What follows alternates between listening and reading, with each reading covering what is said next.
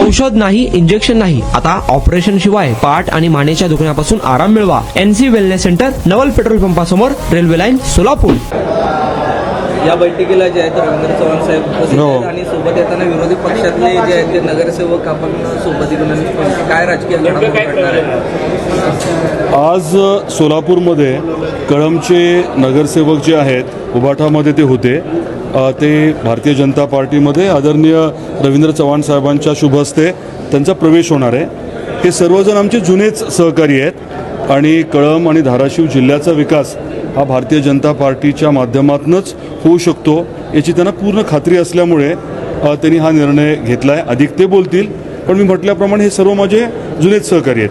किती नगरसेवक आहेत? साधारण 10 आहेत, मला वाटतं 9 ते 10 आहेत. साहेब, विकास हा मातोश्रीला धक्का असणार आहे का ओमराजे निंबाळकरांना धक्का म्हणायचा? हा धक्का कोणालाच नाही आहे. हा म्हणजे कळम शहराला आणि धाराशिव जिल्ह्याला होणारा फायदा आहे.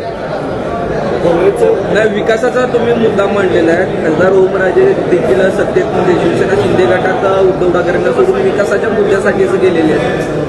हे नगरसेवक जे आहेत शिंदे साहेबांच्या सेनेकडे जायचे, ते भाजपकडे आले. नेमके विकासाचे मुद्दे कुणाकुणाचे आहेत? जरा नागरिकांना शिंदे सेना विकास करू शकत नाहीये. नाही, धाराशिव जिल्ह्यामध्ये आपल्या सर्वांना कल्पना आहे की भारतीय जनता पार्टी हा सर्वात मोठा पक्ष आहे. परवा झालेल्या निवडणुका ज्या आहेत स्थानिक स्वराज्याच्या, त्याच्यामधले रिझल्ट पूर्ण समोर आहेत.